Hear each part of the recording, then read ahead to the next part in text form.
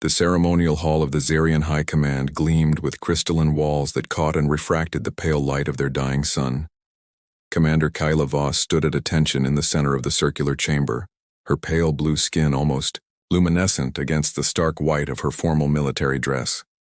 Her blonde wavy hair was pulled back in the traditional warrior's knot, revealing the sharp angles of her face and the determined set of her jaw. Around her, the 12 members of the High Council sat in elevated seats, their expressions grave but satisfied. These were her people's greatest leaders, the ones who had shaped her from childhood to become their perfect weapon. Today they would ask her to die for them, and she would accept with honor. "Commander Voss," spoke Elder Theron, his voice echoing in the vast space. "You have served Zarian with distinction for 15 cycles. Your tactical brilliance has saved countless lives. Your courage has inspired generations of warriors." Kayla's chest swelled with pride. This was the moment she had trained for her entire life, the chance to achieve the ultimate honor through the ultimate sacrifice.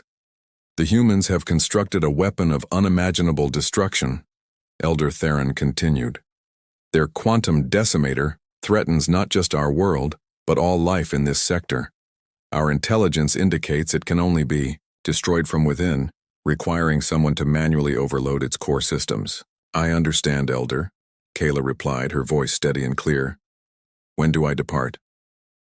From the observation gallery above, Captain Ethan Cross shifted uncomfortably in his diplomatic uniform. As the human liaison assigned to the Zarian Alliance, he was required to witness their military ceremonies, but nothing had prepared him for this. The casual way they discussed sending their finest warrior to certain death made his stomach turn. Ethan studied Kayla's profile, the proud tilt of her chin, the unwavering stance, the complete absence of fear in her violet eyes. She was breathtaking in her nobility, and it made what was happening to her all the more tragic. In human culture, leaders who sent their best people to die were considered monsters. Here, it was apparently Tuesday. "The mission launches at dawn," Elder Theron announced. "You will pilot a stealth craft through the asteroid field surrounding the human weapon. Once inside, you will have approximately 6 minutes to reach the core before the radiation levels become lethal." "And the extraction plan?" Kayla asked, though her tone suggested she already knew the answer. "There is none," another elder replied bluntly. "The weapon's destruction will vaporize everything within a 10-kilometer radius. Your sacrifice will be remembered for all time, Commander. Your name will be spoken with reverence by generations yet unborn." Ethan's hands clenched into fists. Remembered. As if that was compensation for throwing away the life of someone so extraordinary. He watched as Kayla bowed deeply, accepting her death sentence with the same composure she might accept a dinner invitation. "I am honored to serve Zarian in this final capacity," she said. "I will not fail you." The council dismissed her with formal words of praise, already moving on to other business as if they hadn't just condemned their greatest military mind to death. Kayla strode from the chamber with perfect military bearing, her head high and her step sure. Ethan followed at a distance, his diplomatic training warring with his human instincts. He had no right to interfere in Zarian military affairs, but he also couldn't stand by and watch this travesty unfold without at least trying to understand it. He caught up with her in the corridor outside her quarters, his footsteps echoing on the polished stone floor. "Commander Voss?" She turned, surprise flickering across her features. It was the first crack in her composed facade he'd seen all day. "Captain Cross, is there something the human delegation requires?" "I wanted to," he began, then stopped. "How did you tell someone you barely knew that you thought her people were wrong to send her to die? How did you explain that watching her accept certain death had stirred something in your chest that felt dangerously close to heartbreak?" "Yes," she prompted, her violet eyes studying his face with keen intelligence. "I wanted to wish you success on your mission," he said finally, the diplomatic lie bitter on his tongue. Something shifted in her expression, a softness he hadn't expected. "Thank you, Captain, that means more than you might realize." As she turned to enter her quarters, Ethan made a decision that would change both their lives forever. He wasn't going to let her die alone, forgotten by the people she was dying for. Not if he could help it. "Commander?" he called out, She paused in her doorway, looking back at him with those extraordinary eyes.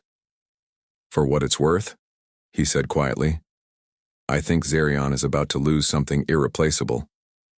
The door closed between them, but not before he saw her hand tremble against the control panel. Behind that perfect warrior's mask, Kayla Voss was still very much alive, and Ethan Cross was going to make sure she stayed that way. The ship's observation deck was deserted at this hour, the artificial night cycle casting everything in deep shadows. Kayla stood before the massive viewport, watching the stars wheel slowly past as the joint fleet prepared for tomorrow's operation. Her reflection stared back at her, pale blue skin almost ghostly in the dim light, blonde hair now loose around her shoulders in waves that caught the starlight. She had come here seeking solitude, but the soft sound of footsteps behind her announced she wouldn't find it. "Can't sleep either." Captain Ethan Cross's voice was gentle in the darkness. Kayla didn't turn around. "Warriors don't lose sleep before battle, Captain. We find peace and purpose." "Is that what you call this? Peace?" He moved to stand beside her at the viewport, close enough that she could sense his warmth, smell the distinctly human scent of him.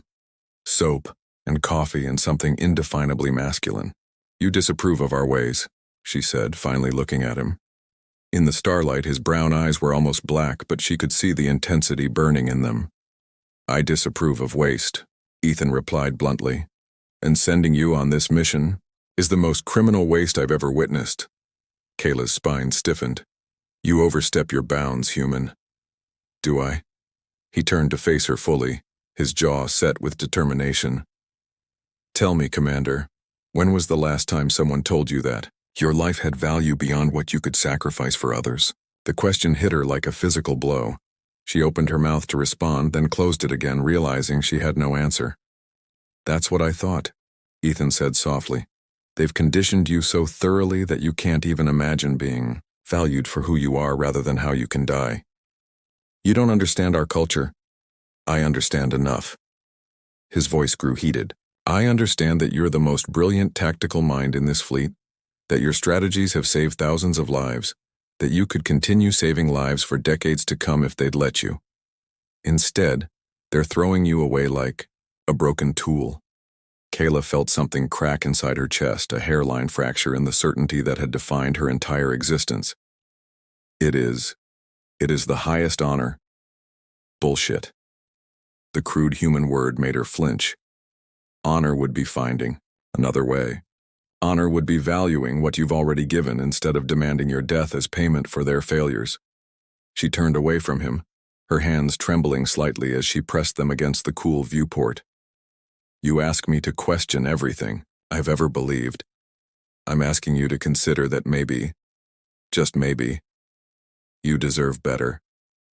The gentleness in his voice nearly undid her.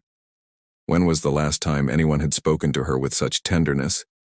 Her people respected her, feared her, used her, but tenderness, that was something she'd never experienced. "Why?" she whispered.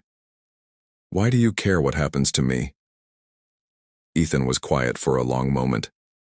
When he spoke, his voice was rough with emotion. "Because in the 3 days I've known you, you've shown more courage, intelligence, and grace than most people manage in a lifetime. Because watching them send you to die feels like watching them destroy a work of art. Because..." He trailed off and she turned to look at him again. The naked longing in his expression made her breath catch. "Because?" she prompted, her voice barely audible. "Because I'm falling in love with you," he said simply.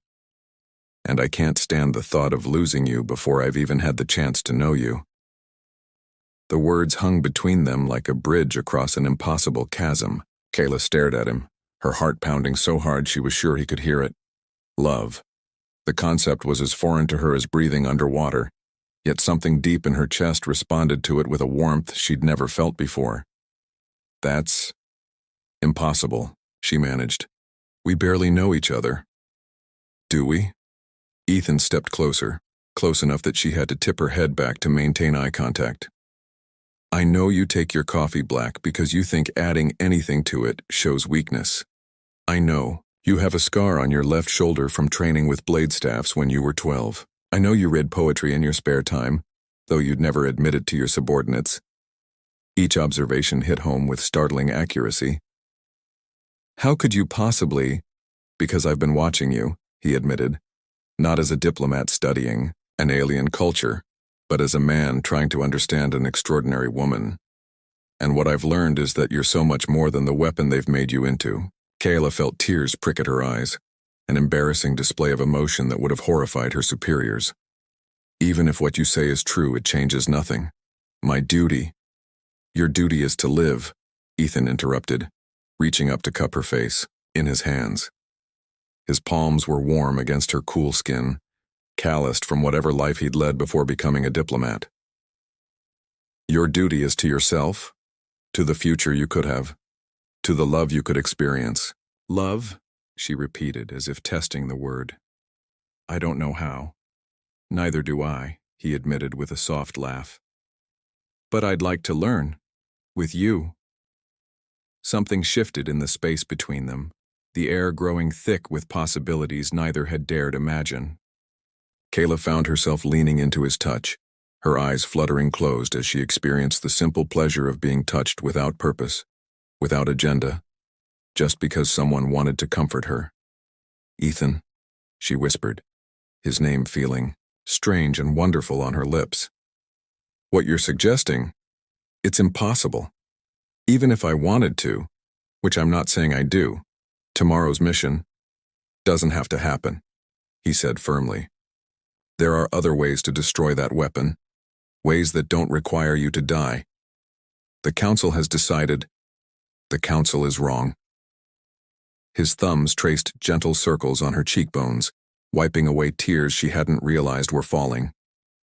And deep down you know it too. Kyla opened her eyes to find him watching her with such intensity it took her breath away. For the first time in her life, she felt truly seen, not as a commander or a weapon or a symbol, but as a woman, as herself. Don't know how to want something for myself, she confessed, the admission tearing at her throat.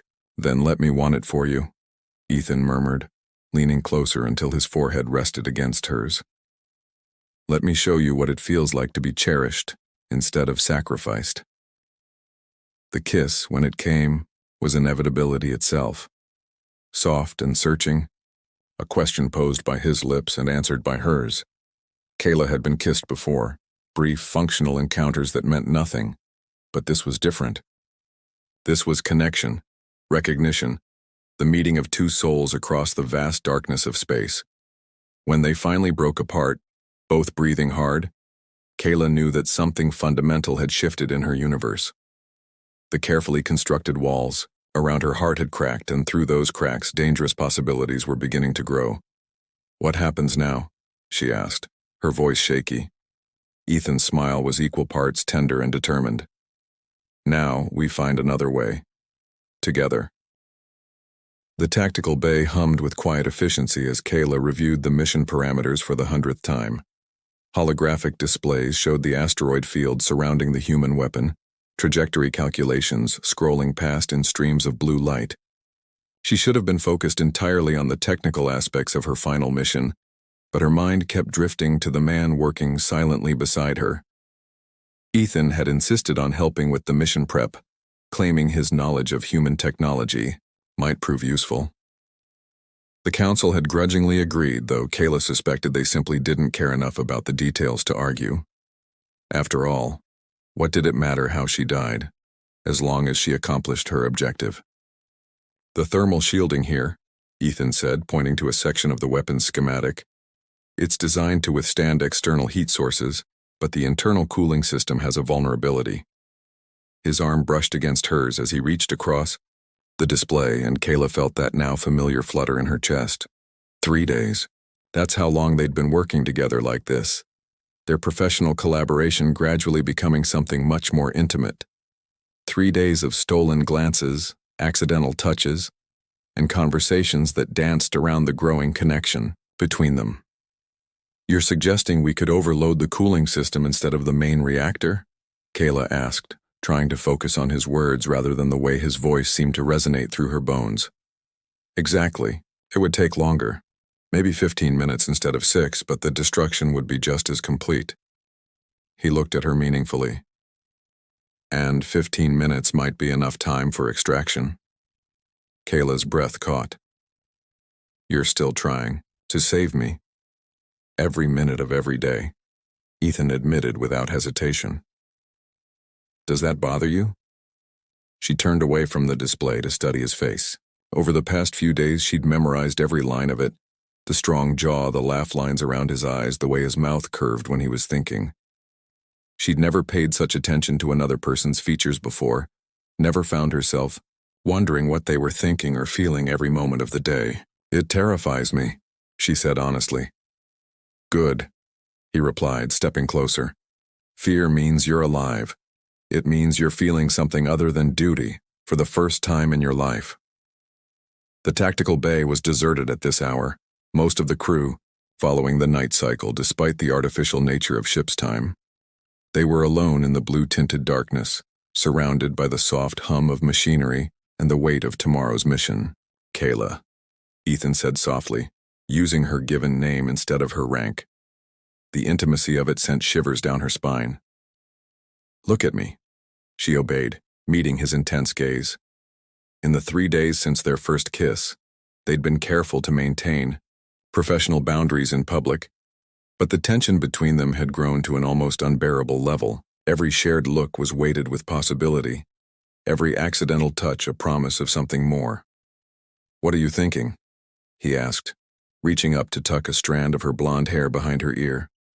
The simple gesture was so tender, it made her chest ache.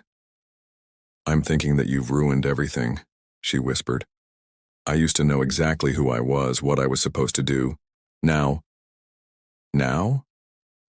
I find myself imagining things I have no right to want. Her voice broke slightly on the admission.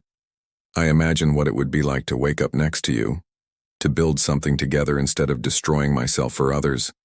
I imagine a future I was never supposed to have. Ethan's eyes darkened. Those aren't things you have no right to want, Kayla. They're things every person deserves. Not me. I was bred for war, shaped for sacrifice. You were born to be loved, he interrupted fiercely. And if your people can't see that, then they're fools. The intensity in his voice undid something inside her. With a soft sound that was half sob, half surrender, she reached for him, her hands fisting in the fabric of his uniform as she pulled him closer. Their second kiss was nothing like their first. This one was desperate, hungry, full of all the longing they'd been trying to suppress.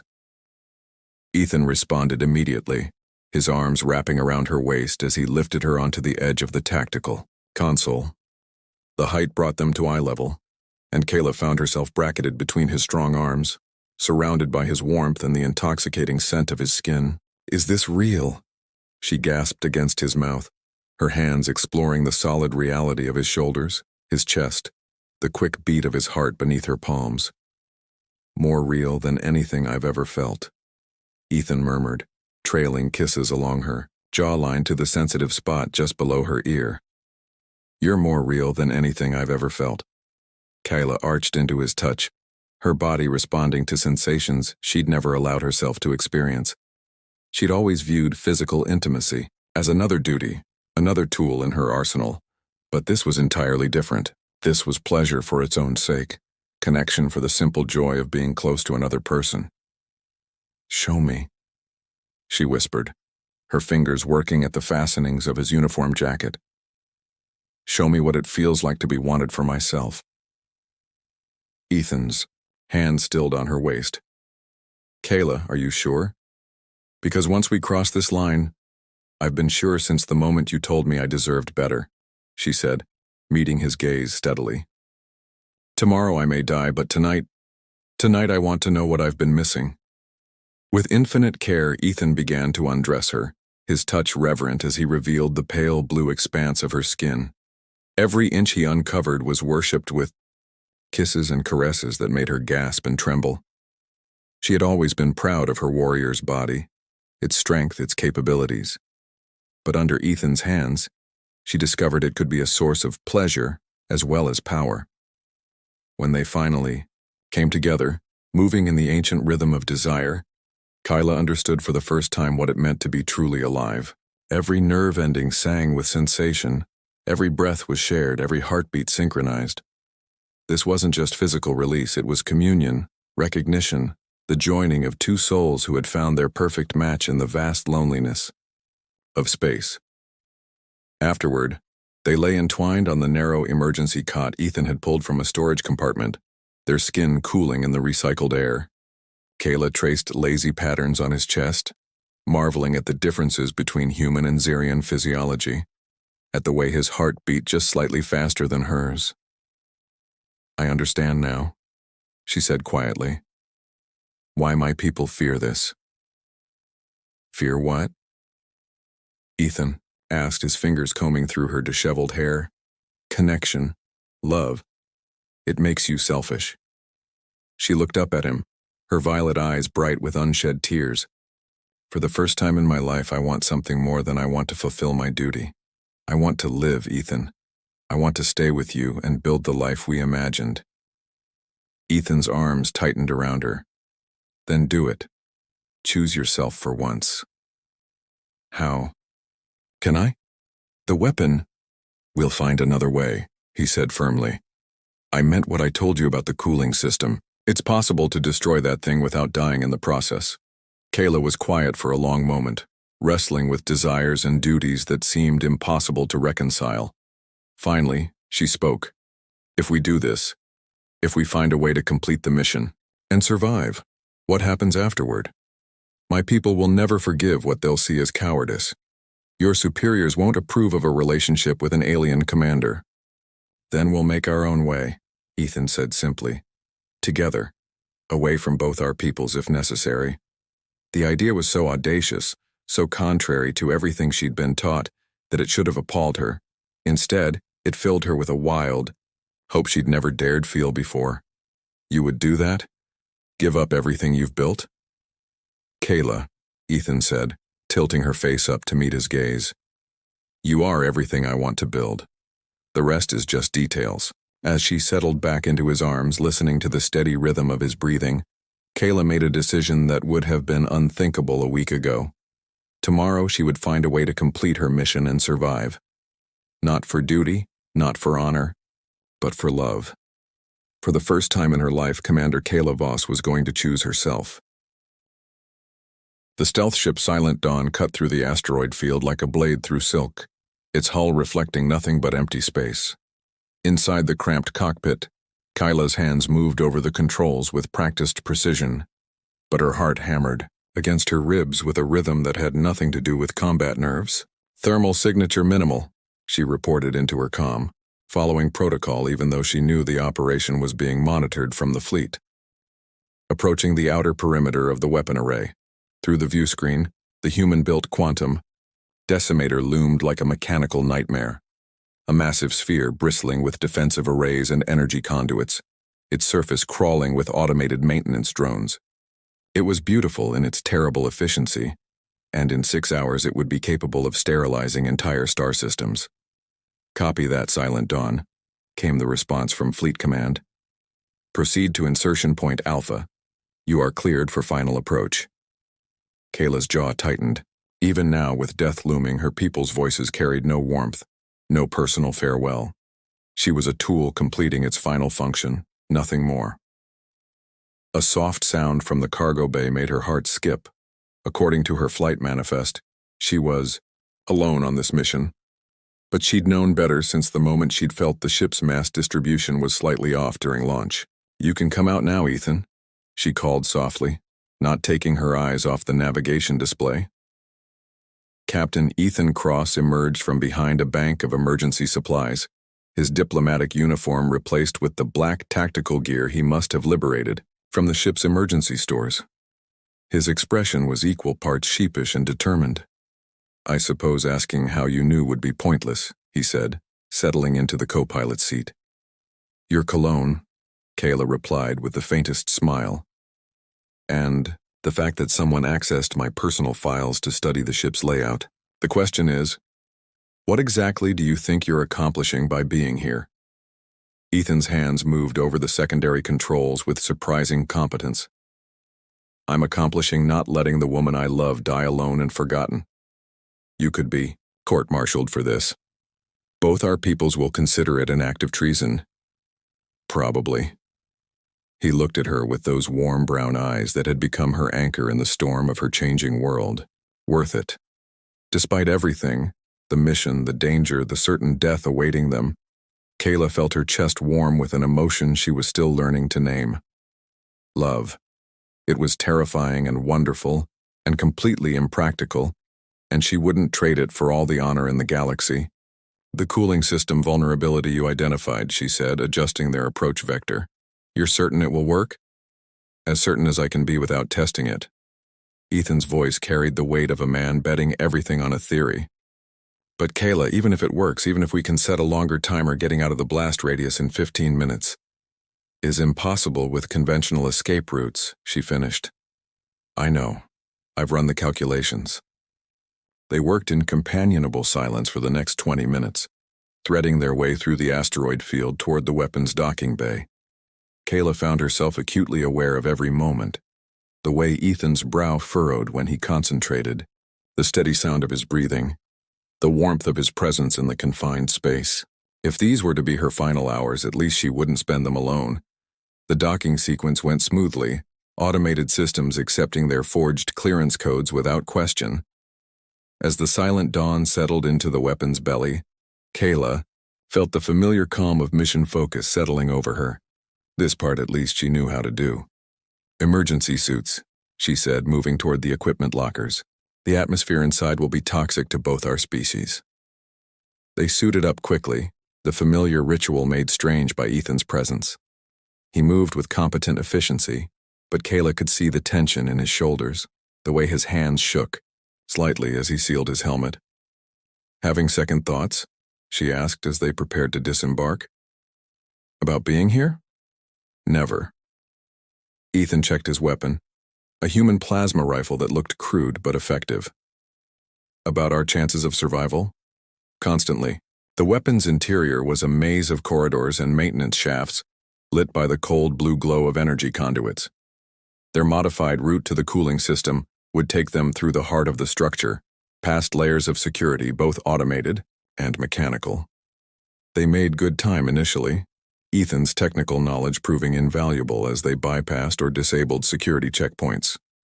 But as they penetrated deeper into the weapon's core, the defenses grew more sophisticated. Motion, sensors ahead, Kayla whispered, studying her scanner readings. 3 corridors, all heavily monitored. There. Ethan pointed to a maintenance shaft barely wide enough for a single person.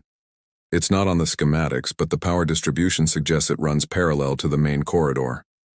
They crawled through the shaft for what felt like hours, the space so narrow that Kayla could feel the warmth of Ethan's body behind her, hear every breath through their comlink.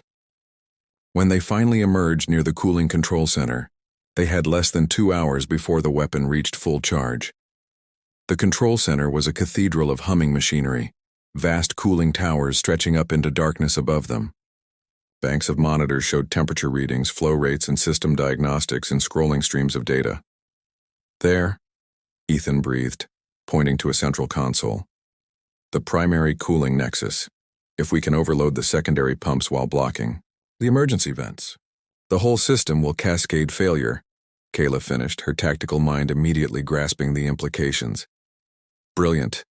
How long do we have once we start the sequence? Ethan was quiet for a long moment, studying the displays. When he spoke, his voice was carefully neutral. 12 minutes, maybe 13 if we're lucky. Kayla's blood went cold. That's not enough time to reach the ship. No, Ethan agreed. It's not.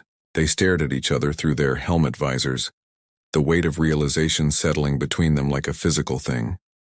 They had found a way to destroy the weapon without Kayla triggering the core directly, but they had simply traded one death sentence for another. We could abort, Ethan said quietly. Go back to the original plan. At least then only one of us. No. Kayla's voice was firm. We do this together, or not at all. Ethan reached out, his gloved hand finding hers. Even through the suit's barrier, she could feel his warmth, his strength. I'm sorry, Kayla, I wanted to save you and instead I've doomed us both. You didn't doom me, she said, stepping closer until their helmets were almost touching. You gave me the most precious gift I've ever received. What's that? Choice. For the first time in my life, I'm choosing my own fate. I'm choosing to die on my terms with the person I love for a cause I believe in. She squeezed his hand. That's not doom, Ethan. That's freedom. They began the sequence together, hands moving in perfect synchronization over the controls. As alarms began to wail and emergency lights bathed the chamber in angry red, Kayla felt a peace she had never known. This wasn't the cold duty she had been raised for. This was love in action, sacrifice chosen rather than commanded. 10 minutes, Ethan announced, his voice steady despite everything. Kayla, I need you to know. I know, she said softly. I love you too. As the cooling system began its catastrophic failure, they held each other in the growing chaos, watching the displays count down to their shared oblivion. For the first time in her life, Commander Kayla Voss was exactly where she wanted to be, but fate, it seemed, had other plans. Wait, Ethan said suddenly, his head snapping up as he studied the emergency lighting patterns. The maintenance pods, they're automated, designed to evacuate during system failures. If we can reach the launching bay, hope flared in Kayla's chest, dangerous and bright. How far? 5 minutes, maybe 6 if we run. They ran. The maintenance pod Epsilon 7 was never designed to carry 2 people, but as it ejected from the dying weapon system, Kayla had never been more grateful for the uncomfortable intimacy of being pressed against Ethan in the tiny escape craft.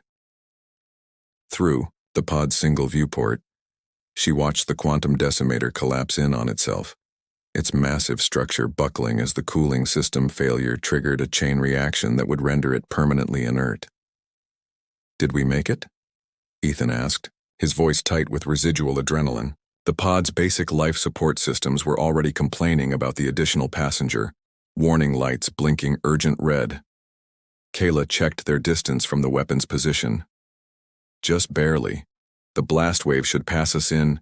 The shock wave hit them like the fist of an angry god, sending the tiny pod tumbling end over end through space. Kayla felt her stomach revolt as artificial gravity gave up entirely, but she held on to Ethan and waited for the universe to stop spinning. When the tumbling finally ceased, they found themselves drifting in the aftermath of what had once been humanity's most terrible weapon. The quantum decimator was gone, reduced to glowing debris that would pose no threat to anyone ever again. We did it, Ethan said, his voice filled with wonder. We actually did it. We survived, Kayla corrected, her own amazement evident. For someone who had been prepared to die less than an hour ago, the simple act of breathing felt miraculous. Their celebration was short-lived. The pod's communication system crackled to life, filled with voices from both human and Xerian command, ships, unauthorized personnel aboard the mission, complete violation of protocol, court-martial proceedings, treason charges. Kayla reached out and switched off the comm system, plunging them into relative silence. That could have gone better. Ethan's laugh was edged with hysteria. We just saved both our species from annihilation, and they want to court-martial us for it. They wanted me to die a martyr, Kayla said, understanding flooding through her. My survival makes their heroic narrative more complicated. And your involvement makes it politically messy. They floated in silence for a while, holding each other in the cramped confines of the pod while rescue ships converged on their position. Kayla knew that once those ships reached them, their brief moment of freedom would be over. They would be separated, questioned, possibly imprisoned. The love they had discovered might not survive the bureaucratic machinery of 2 civilizations that had no place for inconvenient truths. Kayla, Ethan said softly, his breath warm against her ear. Whatever happens next, I want you to know that these past few days have been the best of my life. Even though they nearly ended in our deaths, especially because of that. His arms tightened around her. Before you, I was sleepwalking through my existence, going through the motions of diplomacy, following orders, never really feeling anything. You woke me up. Kayla turned in his arms. studying his face in the pod's dim emergency lighting. You did the same for me. I spent my entire life being what others wanted me to be. You're the first person who ever wanted me to be myself. These rescue ships were close now, their searchlights beginning to probe the debris field. Soon they would be found, and their brief time alone would end. What do we do now? Kayla asked. They're going to try to separate us, to pretend this never happened. Ethan's smile was fierce with determination. Let them try. I didn't survive certain death just to lose you to bureaucracy. The lead rescue ship was a human vessel, the UES Harmony. As it pulled alongside their pod, Kayla could see armed security personnel preparing to board. The seriousness of their situation was becoming clear. They weren't being rescued so much as arrested. Captain Cross, Commander Voss, came the voice over their comm, formal and cold. You are ordered to surrender yourselves for immediate debriefing and disciplinary action. Ethan keyed the comm with deliberate slowness. This is Captain Cross. We are prepared to cooperate fully with any investigation into our actions. However, I want it noted for the record that we have just prevented a catastrophe that would have killed billions. Our methods may have been unorthodox, but our results speak for themselves. That determination will be made by your respective command structures, the voice replied. Prepare for boarding. As armed Marines cycled through the airlock, Kayla felt Ethan's hand find hers in the darkness. His grip was steady, reassuring, a promise that whatever came next, they would face it together. The debriefings lasted for days. Kayla was questioned separately by Zerion High Command, her every decision dissected and analyzed. They were particularly interested in her emotional compromise and how it had affected her judgment. The fact that her compromise had saved her life and allowed her to successfully complete her mission seemed to be beside the point. Ethan faced similar scrutiny from human authorities, though their focus was more on the diplomatic implications of his actions. His unauthorized presence on the mission had created a complex web of jurisdictional questions that kept teams of lawyers busy. Through it all, they were kept apart, allowed no contact with each other. It was clearly a deliberate strategy, designed to make them doubt their choices and the connection they had forged. But love, Kayla discovered, was harder to kill than her people had believed. The breakthrough came from an unexpected source. The mission recordings, automatically uploaded from their ship during the operation, provided undeniable proof that they had succeeded where the original plan would have failed. The cooling system vulnerability that Ethan had identified had not only worked, it had been the key to the weapon's destruction. More importantly, analysis of the quantum decimator's remains revealed that it had been even more dangerous than initially believed. If triggered according to the original plan, the weapon's destruction would have created a quantum cascade that could have torn holes in space-time itself. By choosing the slower, more controlled destruction method, they had potentially saved not just billions of lives, but reality itself. The political machinery of both civilizations ground through the implications of this revelation. Heroic narratives had to be rewritten, blame had to be assigned, and careers had to be protected. In the end, compromise was reached. Captain Ethan Cross and Commander Kayla Voss were jointly awarded the highest honors both civilizations could bestow. They were also quietly informed that their military careers were over, their continued presence, an uncomfortable reminder of official miscalculations. So what now? Kayla asked as they stood together on the observation deck of the neutral station where their joint ceremony had taken place. Through the viewport, ships from a dozen different worlds could be seen coming and going, carrying news of their victory to every corner of the galaxy. Now we build something new, Ethan replied, his arm sliding around her waist. I've been offered a position with the independent colonies. They're looking for people with our unique perspective on interspecies cooperation. Our perspective? People who've learned that love can bridge any divide, that understanding matters more than protocol, that sometimes the most important battles are fought not with weapons, but with open hearts. Kayla leaned into his warmth, marveling at how natural it felt to be held by him. The independent colonies are pretty far from both our homeworlds. Far enough that we can make our own way without constantly looking over our shoulders. Ethan agreed. Far enough that we can be ourselves without anyone trying to turn us into symbols or martyrs. As if summoned by their conversation, a young reporter approached them, her camera operator in tow. Commander Voss, Captain Cross, one final question for the Galactic Networks. What would you say to those who claim that your relationship compromised your military effectiveness? Kayla and Ethan exchanged a look, a lifetime of communication passing between them in an instant. I would say, Kayla replied, her voice carrying the authority that had once commanded fleets, that love didn't compromise our effectiveness. It revealed what we were really fighting for. Not abstract concepts like honor or duty, but the actual lives and futures of the people we care about. The greatest strength any warrior can have, Ethan added, his hand finding hers, is something worth living for, not just something worth dying for. The reporter seemed satisfied with that, moving on to other subjects.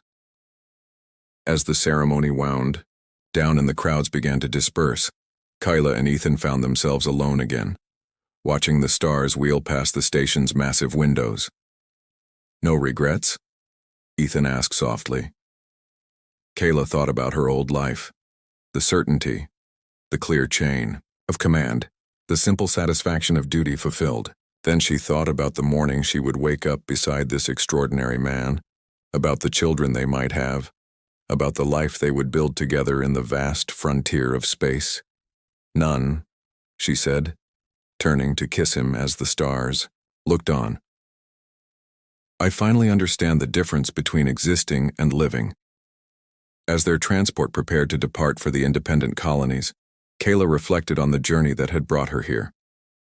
She had begun as a weapon shaped by others' expectations, trained to sacrifice herself for a greater good she had never been allowed to question. She was ending as a woman who had chosen love over duty, life over death, hope over despair. The greatest battles, she realized, weren't always fought against external enemies. Sometimes they were fought against the limitations others placed on your heart, against the voices that told you to settle for less than you deserved. Commander, Kayla Voss had been raised to be the perfect warrior, but Kayla Voss, the woman, had learned something far more valuable. She had learned to be perfectly, imperfectly, magnificently human, and in the end, that made all the difference.